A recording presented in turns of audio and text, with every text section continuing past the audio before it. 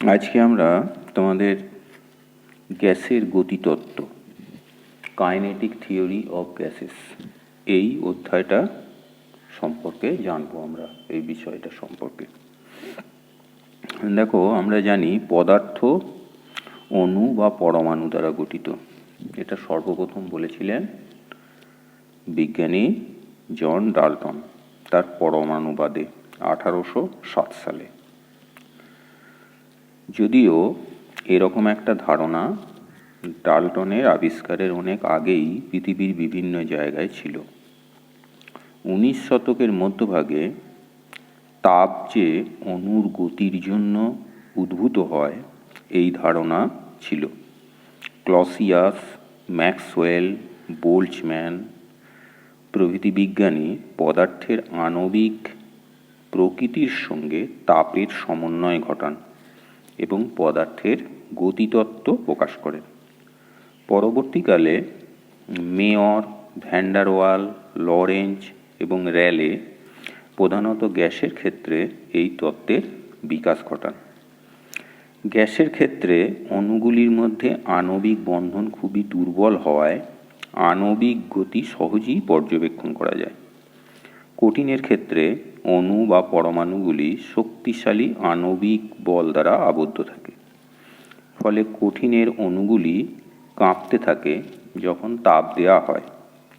তরলের ক্ষেত্রে আণবিক বন্ধন গ্যাসের থেকে বেশি শক্তিশালী। এই কারণে কঠিন ও তরলের ক্ষেত্রে গতীয় তত্ত্ব বেশ জটিল। এই অধ্যায়ে আমরা কেবল গ্যাসের গতিতত্ত্ব নিয়ে আলোচনা করব। গ্যাসের অণুগুলি যে গতিশীল তার সপক্ষে আমরা বিভিন্ন প্রমাণ পাই। যেমন তার একটা হচ্ছে গ্যাসের ব্যাপন ধর্ম। ব্যাপন ক্রিয়া থেকে বোঝা যায় যে অণুগুলি গতিশীল অবস্থায় থাকে। হাইড্রোজেন গ্যাস ভর্তি একটি চোঙাকৃতি পাত্রকে কার্বন ডাইঅক্সাইড গ্যাস ভর্তি অনুরূপ একটি পাত্রের উপর স্থাপন করলে হাইড্রোজেন গ্যাস অভিকর্ষের বিপক্ষে কার্বন ডাইঅক্সাইড গ্যাসের মধ্যে ব্যাপিত হয়। এই ব্যাপন প্রক্রিয়া চলতে থাকে যতক্ষণ না কার্বন ডাইঅক্সাইড ও হাইড্রোজেনের একটি সমসত্ব মিশ্রণ সৃষ্টি হয়। এই পরীক্ষা থেকে বোঝা যায় হাইড্রোজেন ও কার্বন ডাইঅক্সাইড দুটি গ্যাসই অসংখ্য ক্ষুদ্র ক্ষুদ্র অণু দ্বারা গঠিত এবং তারা গতিশীল অবস্থায় থাকে। এর সপক্ষে দ্বিতীয় একটা প্রমাণ হলো গ্যাসের প্রসারণশীলতা ধর্ম। যে কোনো গ্যাস প্রসারিত হতে চায়। গ্যাসের গতিশীল অণুগুলি দূরে সরে যেতে চায়। এই কারণে গ্যাস প্রসারিত হয়। ধরা যাক সালফার ডাইঅক্সাইড গ্যাস ভর্তি একটা জারের ঢাকনা খুলে দেওয়া হলো। সালফার ডাইঅক্সাইড গ্যাস ঘরের সব জায়গায় ছড়িয়ে পড়বে, যা পোড়া বারুদের গন্ধ থেকে বোঝা যায়। এ থেকে বলা যায় যে সালফার ডাইঅক্সাইড গ্যাস অণু দ্বারা গঠিত এবং অণুগুলি গতিশীল অবস্থায় আছে। এছাড়া আর একটা গুরুত্বপূর্ণ বিষয় থেকে আমরা গ্যাসের অণুর গতিশীলতার সম্পর্কে জানতে পারি। সেটা হচ্ছে ব্রাউনীয় গতি। ব্রাউনীয় গতি, ব্রাউনিয়ান মোশন জিনিসটা কি না, ব্রিটিশ পদার্থবিজ্ঞানী, উদ্ভিদ বিজ্ঞানী 1827 সালে উচ্চ ক্ষমতা সম্পন্ন অণুবীক্ষণ যন্ত্রের সাহায্যে জলে ভাসমান ফুলের রেণুর গতিবিধি পর্যবেক্ষণ করেন। তিনি দেখলেন যে রেণুগুলো ইতস্তত এদিক ওদিক আঁকা বাঁকা পথে বিভিন্ন গতিতে চলাফেরা করছে। প্রতিটি অণু ঘুরপাক খাচ্ছে, ডুবছে, উঠছে ইত্যাদি। এই গতি অবিরাম স্বতঃস্ফূর্ত। রেণুগুলির এই অবিরাম গতিকে তার নাম অনুসারে ব্রাউনীয় গতি বলা হয়। যে কোনো কলয়েডীয় দ্রবণ এর মধ্যেই ব্রাউনীয় গতি লক্ষ্য করা যায়। এই ব্রাউনীয় গতির দু একটা বৈশিষ্ট্য বলছি আমরা। তাপমাত্রা বৃদ্ধি পেলে ওই কণাগুলোর গতি বৃদ্ধি পায়। কণাগুলো যত ছোট হয় তার গতি তত বেশি হয়। পাত্রের নড়াচড়ার ওপর কণাগুলির গতি নির্ভরশীল নয়। তরলের সান্দ্রতা যত কম হয় কণাগুলোর গতি তত বাড়ে। নির্দিষ্ট উষ্ণতায় একই মাপের দুটি কণা সমান বেগে গতিশীল হয়। এই গতিটা নিরবিচ্ছিন্ন চিরস্থায়ী এবং অনিয়মিত। দুটো কণার গতি কখনোই একরকম হয় না। আচ্ছা, এখন বিজ্ঞানীরা প্রথমে মনে করেছিলেন এই গতির কারণ হচ্ছে রাসায়নিক বিক্রিয়া, তাপমাত্রার অনিয়মিত পরিবর্তন, তরলের পৃষ্ঠটান ইত্যাদি। কিন্তু নানা রকম পরীক্ষা দ্বারা প্রমাণিত হয়েছে যে এইসব ব্যাখ্যা ঠিক নয়। তড়িৎ ক্ষেত্র, চুম্বক ক্ষেত্র দ্বারা এই গতি প্রভাবিত হয় না। ব্রাউনীয় গতির কারণ হল তরলের অণুগুলির অনিয়মিত গতি। তরলে ভাসমান কোনো কণাকে অণুগুলির সব দিক থেকে আঘাত করার একটা অপরিমিত বল বা ব্যালেন্সড ফোর্সের সৃষ্টি হয়, এবং তরলে ভাসমান কোনো কণাকে তোমার এই অপরিমিত বলের প্রভাবে সেটা অনিয়মিত গতির সৃষ্টি হয়। অণুগুলোর গতি একটা অণুবীক্ষণ যন্ত্রের সাহায্যে লক্ষ্য করা যায়। আচ্ছা, ব্রাউনীয় গতির বৈশিষ্ট্য ভালোভাবে লক্ষ্য করলে বোঝা যায় অণুগুলোর গতি তাপের সঙ্গে সম্পর্কিত। আরও দেখা যায় যে তরলের অণুগুলির গতি ব্রাউনীয় গতির সঙ্গে সদৃশ্য। এখন এই ধারণাগুলো থেকে আমরা বুঝতে পারছি যে গ্যাসের অসংখ্য অণু দ্বারা গঠিত এবং এই অণুগুলো সবসময় গতিশীল। এখন এই গ্যাসের এই ধারণা থেকে যে অণুগুলো গতিশীল, এই সম্পর্কে গ্যাসের বিভিন্ন ধর্মকে তাত্ত্বিকভাবে ব্যাখ্যা করার জন্য গ্যাসের গতিতত্ত্বের অবতারণা হয়। তো এই গ্যাসের গতিতত্ত্বের অবতারণার শুরুর প্রথমেই গ্যাসের অণুগুলোর আচরণ সম্পর্কিত কতকগুলো অঙ্গীকার করে নেওয়া হয়। অর্থাৎ গ্যাসের অণুগুলোর আচরণ এই রকম হবে, তাদের গতির আচরণ এই রকম হবে বলে আমরা আগে থেকে স্থির করে নিই। অর্থাৎ একটা আদর্শ অবস্থা আমরা কল্পনা করে নেওয়া হয়েছিল।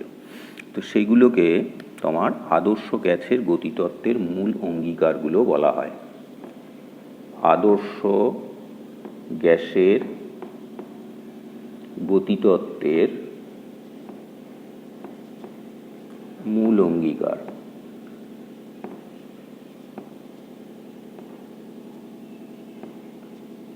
পস্টুলেটস, অ্যাজাম্পশন এরকম বলতে পারো। অর্থাৎ আদর্শ গ্যাসের আচরণটা এইরকম আমরা আগে থেকে ধরে নিচ্ছি, এবং সেই ধারণাটাকে কাজে লাগিয়ে আমরা কিছু ম্যাথামেটিক্যাল সম্পর্ক নিয়ে আসবো, যার সাহায্যে আমরা গ্যাসের আচরণগুলোকে ব্যাখ্যা করতে পারব। তো সেই অঙ্গীকারগুলো কি কি? যেমন প্রথমেই বলি যে কোনো আদর্শ গ্যাস অসংখ্য একই রকম অণু দ্বারা গঠিত। এরা এলোমেলো গতিতে সর্বদা চারিদিকে ছুটছে। অণুগুলি ক্রমাগত পরস্পরের সঙ্গে এবং আধারের দেয়ালের সঙ্গে ধাক্কা খায়, 1 নম্বর। 2 নম্বর, আদর্শ গ্যাসের অণুগুলিকে পূর্ণ স্থিতিস্থাপক দৃঢ় গোলক ধরা হয়। অণুগুলো পরস্পরের সঙ্গে দেয়ালের সঙ্গে যে সংঘর্ষ ঘটায় সেটা স্থিতিস্থাপক সংঘর্ষ। 3 নম্বর হচ্ছে অণুগুলি বিন্দুভর। বিন্দুভর মানে এরা আয়তন নগণ্য বা উপেক্ষা করা যায়, কিন্তু ভর আছে। অর্থাৎ যে পাত্রে গ্যাসটা রাখা আছে সেই পাত্রের আয়তনের তুলনায় অণুগুলোর মোট আয়তন নগণ্য। 4 নম্বর পস্টুলেটস, অণুগুলোর মধ্যে কোনো আকর্ষণ বা বিকর্ষণ বল ক্রিয়া করে না। অর্থাৎ অণুগুলোর মধ্যে আন্তঃআণবিক আকর্ষণ বল শূন্য। এর ফলে অণুগুলোতে কোনো স্থিতিশক্তি নেই, শুধু গতিশক্তি আছে। 5 নম্বর, পরপর দুটো সংঘর্ষের মাঝে অণুগুলো সমবেগে চলে। ওই একই কারণে, যেহেতু তাদের ওপর কোনো আকর্ষণ বিকর্ষণ বল নেই, শুধু আকর্ষণ বিকর্ষণ বল বা তাদের ওপর বল কাজ করছে যখন একটা অণু অন্য অণুর সঙ্গে বা দেয়ালের সঙ্গে সংঘর্ষ হচ্ছে। অন্য সময়ে যেহেতু কোনো বল কাজ করছে না, তাহলে নিউটনের গতিসূত্র অনুসারে তাদের গতিপথ সরলরৈখিক এবং সমবেগ হবে। আচ্ছা, অর্থাৎ এরা গতির সূত্রগুলো মেনে চলে। আচ্ছা, 6 নম্বর হচ্ছে যদিও অণুগুলো এলোমেলো গতিতে গতিশীল এবং পরস্পর ধাক্কা খাচ্ছে, তবুও স্থায়ী অবস্থায় আণবিক ঘনত্বের কোনো পরিবর্তন হয় না, অর্থাৎ অণুর সংখ্যা কোথাও বেশি কোথাও কম এরকম হয় না, অণুগুলো সব জায়গায় সুষমভাবে ছড়িয়ে থাকে। আচ্ছা, 7 নম্বর হচ্ছে দুটি পরস্পর সংঘর্ষের মধ্যবর্তী দূরত্ব অতিক্রম করতে যে সময় লাগে, অর্থাৎ অণুগুলো একটা সংঘর্ষ হলো, তারপরে একটা অণু আবার গতিশীল হলো সরল রেখায়, দিয়ে অন্য একটা অণুর সঙ্গে বা দেয়ালের সঙ্গে সংঘর্ষ হলো। তো এই দুটো সংঘর্ষের মধ্যবর্তী যে দূরত্ব, সরলরৈখিক গতিপথে যে দূরত্বটা অতিক্রম করছে, সেটা করতে যে সময় লাগছে তার তুলনায় সংঘর্ষের সময়, অর্থাৎ যতক্ষণ একটা অণু দেয়ালের সঙ্গে বা অন্য অণুর সঙ্গে সংঘর্ষের সময় সংস্পর্শে থাকছে, সেই সময়ের সময়টা খুবই কম হয়েছে, অর্থাৎ সংঘর্ষের সময়টা খুবই কম দুটো অণুর মাঝে সরলরৈখিক গতিপথটা অতিক্রম করতে যে সময় লাগছে তার তুলনায়। আচ্ছা, 8 নম্বর পস্টুলেট হলো আধারের মধ্যে অণুগুলি সমানভাবে বণ্টিত থাকে, অণুগুলোর বেগ সব দিকে সমান সম্ভাবনাময় এবং থিওরিটিক্যালি তাত্ত্বিকভাবে এদের বেগ 0 থেকে অসীম পর্যন্ত বিস্তৃত। তাহলে এগুলো হলো আদর্শ গ্যাসের মূল অঙ্গীকার সমূহ।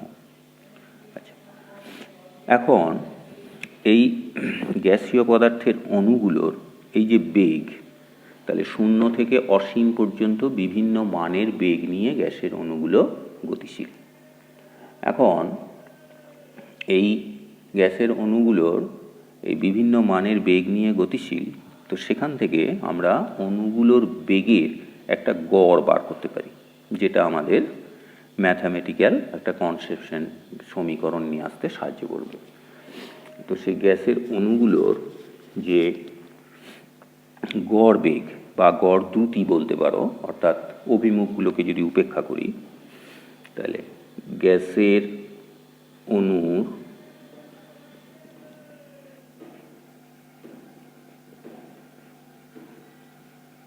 গড় বেগ অর্থাৎ বেগের মানগুলো, তাহলে সেটাকে লিখতে পারি, যদি আমরা ধরে নিই যে একটা গ্যাসে n সংখ্যক অণু আছে, হ্যাঁ, তাহলে এবং সেই অণুগুলোর বেগ হচ্ছে C1 C2 C3 ইত্যাদি, তাহলে নির্দিষ্ট পরিমাণ গ্যাসের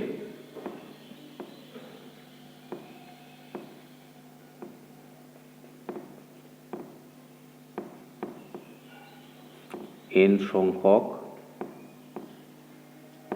অণুর বেগ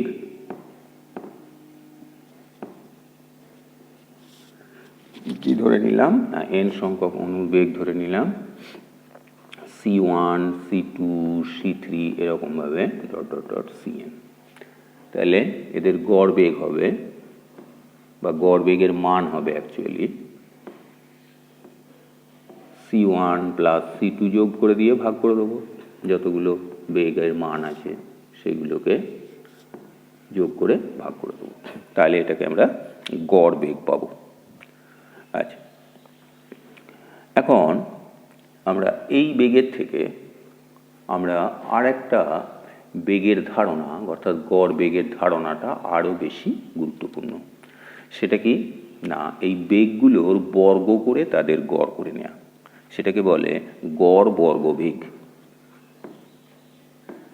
গড় বর্গবেগ, তো সেই গড় বর্গবেগ কি হবে না, অণুগুলোর বেগকে বর্গ করে নিলাম, এইভাবে বর্গ করে নিয়ে যোগ করে নিলাম, প্রত্যেকটা স্কোয়ার করে নিয়ে n দিয়ে ভাগ করে দিলাম, n সংখ্যক অণু যতগুলো বেগকে আমরা যোগ করলাম, তাহলে এটাকে গড় বর্গবেগ বলবো।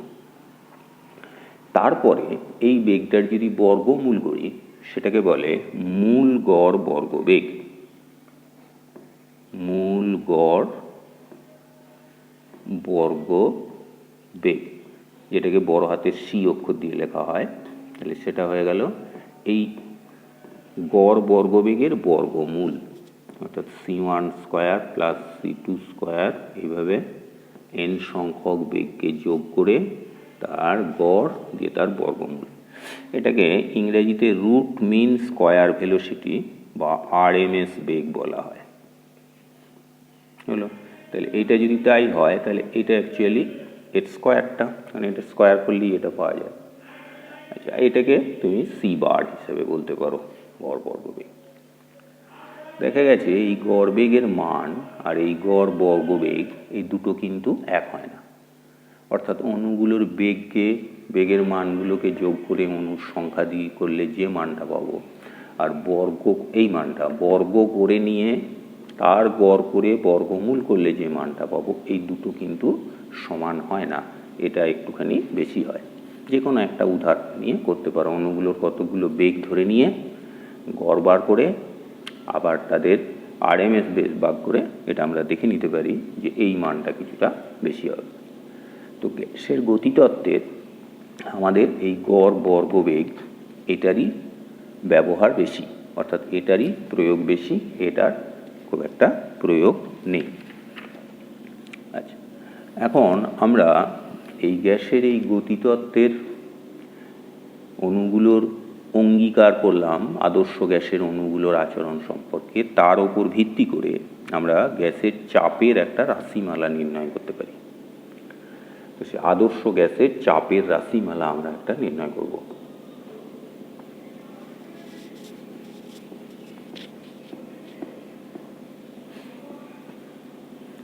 আদর্শ গ্যাসের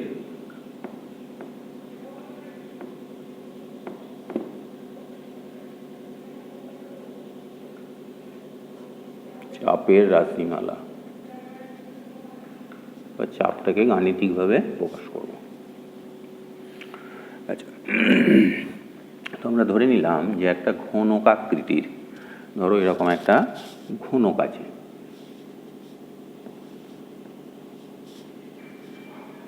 ঘনক আকৃতির পাত্র আছে মনে করো।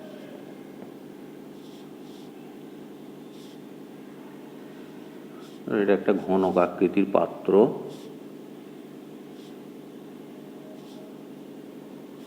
এর প্রত্যেকটা বাহুর দৈর্ঘ্য মনে করো এল। আচ্ছা, তো এটার একটা নাম দিয়ে নিলাম, ধরো ধরো এটার যে কোনো একটা কোণের সাপেক্ষে আমরা এর তিনটে অক্ষ করে নিলাম, এক্স অক্ষ, ওয়াই অক্ষ আর জেড অক্ষ, যে কোনো একটা ধরে নিলাম। হ্যাঁ, ধরো এটাকে আমরা এক্স অক্ষ ধরলাম, এই বরাবর এটা এক্স অক্ষ। আচ্ছা, এটাকে তোমার ওয়াই অক্ষ ধরলাম আর এটাকে জেড অক্ষ ধরলাম, এক্স ওয়াই জেড, এইভাবে তিনটে অক্ষ ধরে নিলাম। এটাও ধরে নিতে পারি, কোনো অসুবিধা নেই। এভাবে ধরে নিলাম, ধরো এটা এক্স অক্ষ, এটাকে ওয়াই অক্ষ ধরে নিলাম আর এটাকে জেড অক্ষ ধরে নিলাম, এভাবে জেড অক্ষ ধরে নিলাম। এক্স অক্ষ, ওয়াই অক্ষ, জেড অক্ষ তিনটে ধরে নিলাম, এটাকে মূল বিন্দু ধরে নিলাম। তাহলে এটা মাইনাস এক্স, ওইদিকে একটা মাইনাস জেড হবে, এটা ওয়াই হবে। আচ্ছা, এখন এখানে আমরা এই তলগুলোর একটা নাম দিয়ে নিলাম। ধরো হ্যাঁ, ধরো তলটার নাম দিলাম, এই উপরের তলটার নাম দিলাম ধরো কে এল এম এন, এটা নাম দিয়ে দিলাম। আর নিচের তলটার নাম দিয়ে দিলাম ধরো ও দেয়া আছে, ও পি কিউ, আর এটার নাম দিলাম আর। তাহলে ছটা তলেরই নাম হয়ে গেল। এখন আমরা এটা একটা ঘনক, প্রত্যেকটা বাহুর দৈর্ঘ্য এল, তাহলে এক একটা বাহুর দৈর্ঘ্য হচ্ছে এল, তাহলে এর আয়তন কত হবে? L cube. তাহলে এল বাহুর বিশিষ্ট ঘনকে একটি গ্যাস আবদ্ধ আছে মনে করো, গ্যাস আবদ্ধ আছে, তাহলে ওই গ্যাসের আয়তন কত হবে? তাহলে গ্যাসটার আয়তন হবে এল কিউ, ঘনকের আয়তন ভি ধরে নিলাম, v equal to l cube. আচ্ছা, এইবারে ধরে নিলাম যে ওই গ্যাসের যে মধ্যে যে অণুগুলো আছে সব অণুগুলো একই রকম, একটাই গ্যাস আছে। আচ্ছা, এবং সে এক একটা অণুর ভর হচ্ছে m, প্রতিটি অণুর ভর, গ্যাসের প্রতিটি অণুর ভর।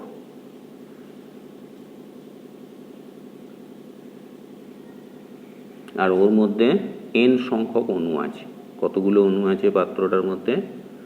n সংখ্যক অণু আছে। এটা অণুর সংখ্যা।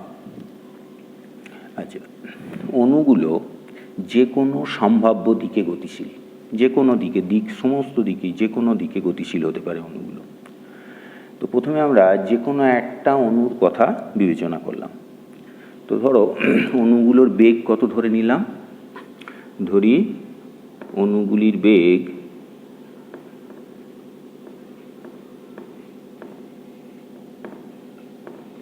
কোনো একটা নির্দিষ্ট মুহূর্তে, বেগ পাল্টে যাবে, সংঘর্ষ হলেই বেগ পাল্টে যাবে।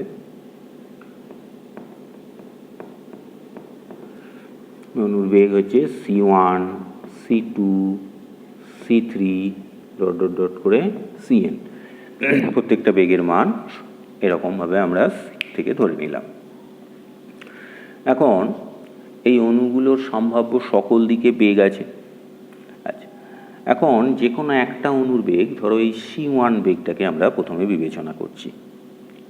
আচ্ছা, এখন এই বেগটাকে আমরা যদি তিনটে দিকে উপাংশ নিই, ধরো এইখানে এদিকে ধরো বেগটা c1 বেগটা পাত্রের মধ্যে, তাহলে তাকে x অক্ষ বরাবর একটা উপাংশ নিলাম, y অক্ষ বরাবর একটা উপাংশ নিলাম, আর z অক্ষ বরাবর একটা উপাংশ নিলাম।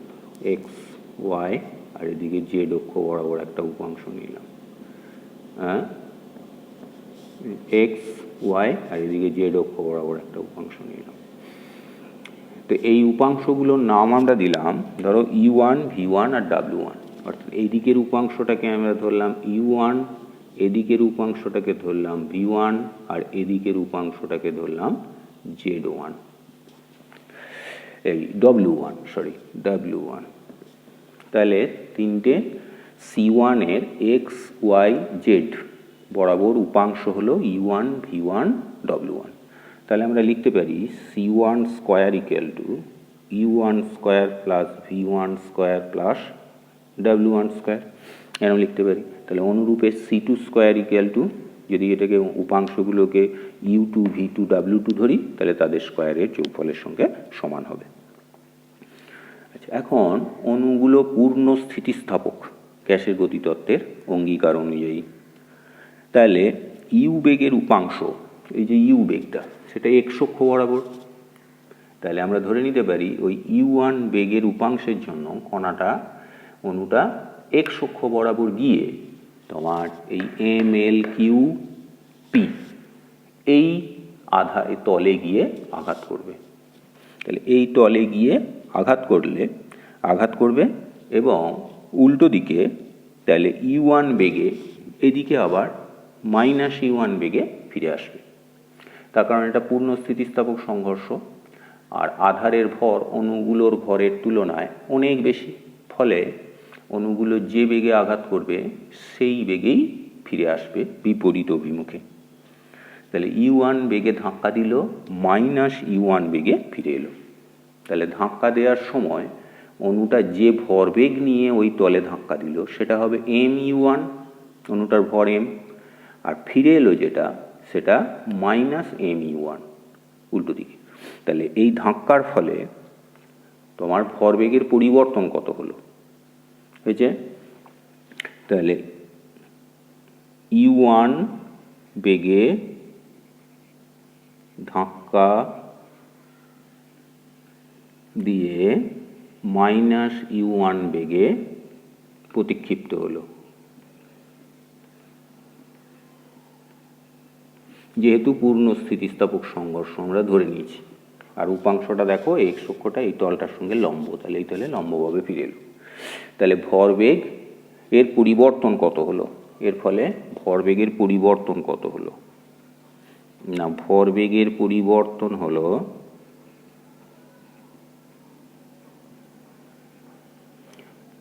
M u one minus of minus m u one সমান টোয়াইস এম ইউ ওয়ান। তাহলে এটা হলো ভরবেগের পরিবর্তন। এখন দেখো ওই অণুটা এই দেয়ালে ধাক্কা দেবে, ধাক্কা দিয়ে এসে আবার এই দেয়ালে ধাক্কা দেবে, এই দেয়ালে ধাক্কা দিয়ে আবার ওই দেয়ালে যাবে। তাহলে একবার ধাক্কা দিল, আবার যখন দ্বিতীয়বার ধাক্কা দিচ্ছে এর মাঝখানে তাকে এদিকে আসার সময় এল, যাবার সময় এল, 2L দূরত্ব অতিক্রম করতে হচ্ছে। তাহলে কতটা সময় যাচ্ছে, মানে একবার ধাক্কা দেওয়ার কতক্ষণ পরে আবার এই U1 বেগে এই দেয়ালে আবার ধাক্কা পড়বে? না, বেগ হচ্ছে U1 আর দূরত্বটা হচ্ছে 2L, তাহলে সময় লাগছে 2L/U1। তাহলে আমরা লিখতে পারি যে একই দেয়ালে পরপর দুটি ধাক্কার, একই দেয়ালে পরপর দুটি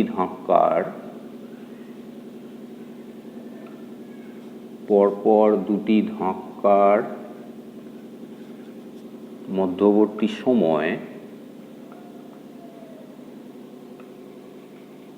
সমান 2L/U1, দূরত্ব ভাজিত বেগ সমান সময়। তার মানে এই সময়ে একবার ধাক্কা খাচ্ছে, তাহলে 1 সেকেন্ডে কতগুলো ধাক্কা খাচ্ছে?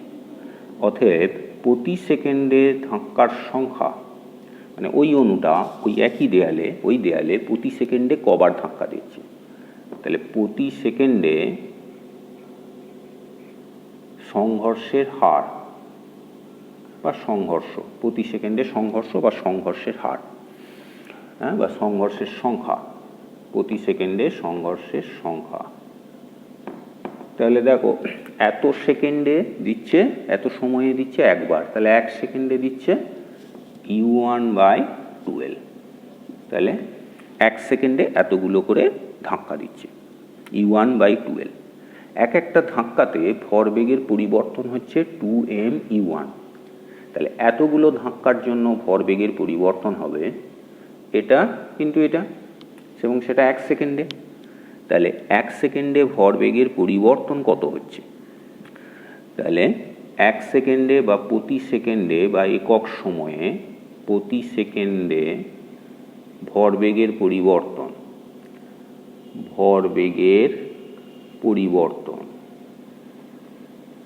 একটা ধাক্কার জন্য ভরবেগের পরিবর্তন হচ্ছে এটা, এতগুলো ধাক্কার জন্য দুটো গুণ হয়ে যাবে, আর সেই ধাক্কাটা 1 সেকেন্ডে হচ্ছে, সেই জন্য প্রতি সেকেন্ডে কথাটা লিখেছি। তাহলে twice M U1 into U1/2L, তাহলে এম U1²/2L। তাহলে এই যে C1 বেগের অণুটা x অক্ষ বরাবর ওই বেগের যে উপাংশ, তার জন্য x অক্ষের লম্ব দিকে যদি একটা দেয়ালকে, যে দেয়ালটা আছে সেই দেয়ালে প্রতি সেকেন্ডে ভরবেগের পরিবর্তন হচ্ছে m U1²/2L। তাহলে m U1²/2L এটা হচ্ছে ধাক্কা। আচ্ছা, তাহলে দেখো যে যদি আমরা C2 বেগটা নিই, তাহলে C2 যে বেগ দ্বিতীয় একটা অণু, তারও x অক্ষ বরাবর যে উপাংশ সেটাকে আমরা U2 বলি। তাহলে তার জন্য সেই অণুটাও এই x অক্ষের লম্ব দিকের দেয়ালে ধাক্কার জন্য যে ভরবেগের পরিবর্তন হবে সেটা হবে m U2²/2L। আচ্ছা, তাহলে সব অণুগুলোর জন্য যে ভরবেগের পরিবর্তন হবে সেই ভরবেগের পরিবর্তনগুলো হবে এগুলোর তোমার সবগুলোর যোগফল, বা আমরা বলতে পারি তাহলে প্রতি বিভিন্ন অণুর জন্য বা সব অণুগুলির জন্য ভরবেগের পরিবর্তন, অণুগুলির জন্য ওই দেয়ালটায় নির্দেশ অক্ষের লম্ব দিকের দেয়ালে,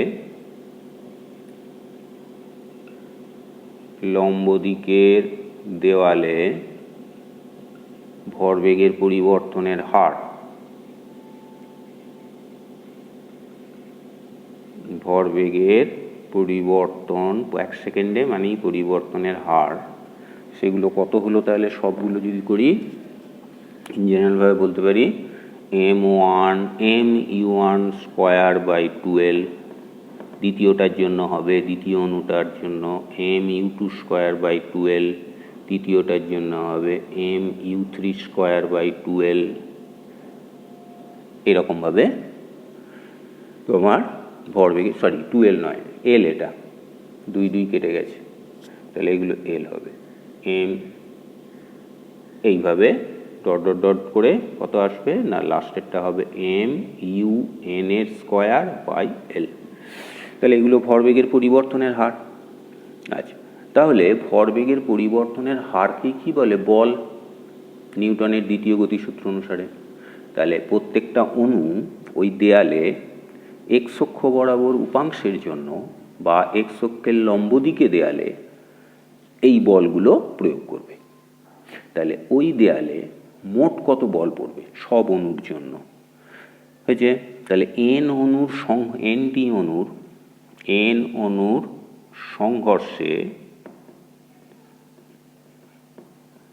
এক্স অক্ষের লম্ব দেয়ালে, লম্ব দিকে যে কোনো দেয়াল, যে দুটো দেয়াল আছে দুপাশের দুটো বিপরীত দিকে দেয়াল, এক্স অক্ষের লম্ব দেয়ালে বল Fx যদি বলি সেটাকে এক্স অক্ষ বরাবর বলে, তাহলে এগুলো সব যোগফল। তাহলে যোগ করে দিলে দেখো m/l কমন যাচ্ছে, আর u1 square plus u2 square plus dot dot dot করে un স্কোয়ার। তাহলে এটা হলো এক্স অক্ষ বরাবর বলগুলো।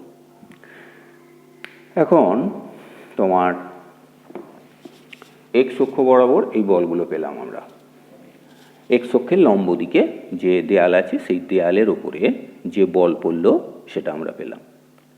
তাহলে ওই এক্স অক্ষের লম্ব দিকে দেয়ালে চাপ কত হবে? তাহলে এক্স অক্ষের লম্ব দেয়ালে চাপ কত হবে?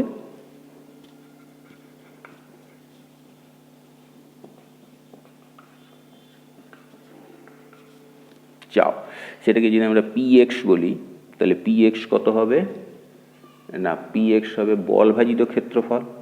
তাহলে fx বাই এল স্কোয়ার, তার কারণ প্রত্যেকটা তলেরই ক্ষেত্রফল এল স্কোয়ার। তাহলে সেই এল স্কোয়ার দিয়ে যদি এটাকে ভাগ করে দিই তাহলে এটা দাঁড়াচ্ছে এল কিউ। তাহলে এম বাই এল কিউ দিয়ে এই মানটা পাচ্ছি u1 square u2 square dot dot dot un square, এটা পাচ্ছি। এবার এল কিউ মানে ভি, তাহলে এম বাই ভিও লিখতে পারি। তাহলে অনুরূপে আমরা যদি এবারে ওয়াই উপাংশগুলো নিই, তাহলে ওয়াই উপাংশের প্রত্যেকটা বেগের ওয়াই দিকে যে উপাংশ, এই উপাংশগুলো v1 v2 v3, তাহলে ওয়াই অক্ষের লম্ব দিকের দেয়ালে যে চাপ পড়বে সেটার মান এগুলো v1 v2 v3, অর্থাৎ ওই বেগগুলোর ওয়াই অক্ষ বরাবর উপাংশগুলোর স্কোয়ারের যোগফল হবে। তাহলে ওয়াই অক্ষের লম্ব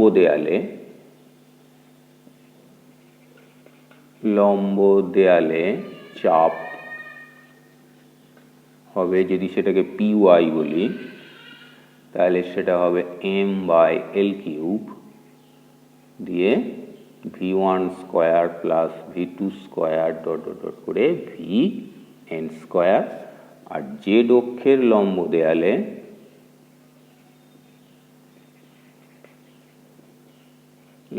দেয়ালে চাপ, সেটা আমরা লিখতে পারি pz যদি বলি তাহলে সেটা হবে m by l cube. Z অক্ষ বরাবর উপাংশগুলোকে আমরা w বলেছি, w1 স্কোয়ার w2 স্কোয়ার এভাবে wn স্কোয়ার, এরকমভাবে পাচ্ছি। এখন আমরা জানি যে গ্যাসের চাপ সব দিকে সমান। তাহলে গ্যাসের চাপ যদি সব দিকে সমান হয় তাহলে এই তিনটে মান সমান। তাহলে আমরা চাপের মান কত পেতে পারি? তাহলে চাপের মান হবে এই তিনটের গড় করে নিই। তাহলে px equal to py equal to pz। তাহলে আমরা লিখতে পারি চাপ, গ্যাসের চাপ P equal to px plus py plus pz, এই তিনটেকে 3 দিয়ে ভাগ করে নিতে পারি। এক্স অক্ষ, ওয়াই অক্ষ, জেড অক্ষ, সব দিকে চাপ সমান, সব দেয়ালে চাপ সমান, তাহলে এই মানগুলো সমান হবে। তাহলে যোগ করে 3 দিয়ে ভাগ করে নিলেও সে একই মান পাওয়া যাবে। তাহলে এইগুলোকে যদি আমরা যোগ করে নিই, এই মানগুলো যদি বসাই, তাহলে কি পাচ্ছি না, দেখো এম বাই এল কিউ ছিল, তাহলে 3 চলে এসছে একটা এল কিউ। আর এইখানে আমরা পাচ্ছি, দেখো এইগুলো যদি যোগ করি, তাহলে E1 square plus V1 square plus W1 square, এরকমভাবে লিখতে পারি আমরা। E1 square V1 square plus W1 square একটা লিখলাম। আবার U2 square plus V2 square plus W2 square, এরকমভাবে লাস্টেরটা UN square plus VN square plus WN এর স্কোয়ার, এইভাবে আমরা পেতে পারি। কিন্তু দেখো আমরা আগেই লিখেছি C1 স্কোয়ার সমান U1 square plus V1 square plus W square, তাহলে C2 স্কোয়ার সমান এটা হবে, CN সমান এটা হবে। তাহলে এটা লিখতে পারি M বাই 3L কিউ। আচ্ছা, এল কিউ মানে আবার ভি আমরা জানি, গ্যাসের আয়তন আগেই লিখেছি। তাহলে 3V into C1 square plus C2 square plus এরকমভাবে CN এর স্কোয়ার, এটা লিখতে পারি। তাহলে এটা হলো গ্যাসের চাপ P ইকুয়াল টু। এখন আমরা যদি আরএমএস বেগের যে ধারণাটা আমরা পেয়েছিলাম, আরএমএস বেগ যদি সি হয়, গ্যাসের অণুগুলোর আরএমএস বেগের যে সংজ্ঞা আমরা নির্ণয় করেছি, আরএমএস বেগ সি হলে তাহলে সি স্কোয়ার ইকুয়াল টু আমরা লিখলাম C1 square plus C2 square dot dot dot CN square, N সংখ্যক অণু বাই এন। তাহলে এখান থেকে দেখো NC স্কোয়ার সমান পাচ্ছি C1 square plus C2 square দিয়ে CN এর স্কোয়ার। তাহলে এই যে মানটা, এটার মান NC স্কোয়ার, তাহলে এখানে যদি বসিয়ে দিই NC স্কোয়ার, তাহলে এটা কত পাচ্ছি, দেখো P ইকুয়াল টু, এখানে লিখছি অতএব P সমান 1/3 MN, এখানে V আছে আর একটা C স্কোয়ার। এখন MN হচ্ছে, দেখো এক একটা অণুর ভর হচ্ছে M, আর তোমার অণুগুলোর সংখ্যা হচ্ছে N, তাহলে এটা গ্যাসটার ভর বোঝাচ্ছে, MNটা গ্যাসের ভর বোঝাচ্ছে। তাহলে গ্যাসের ভর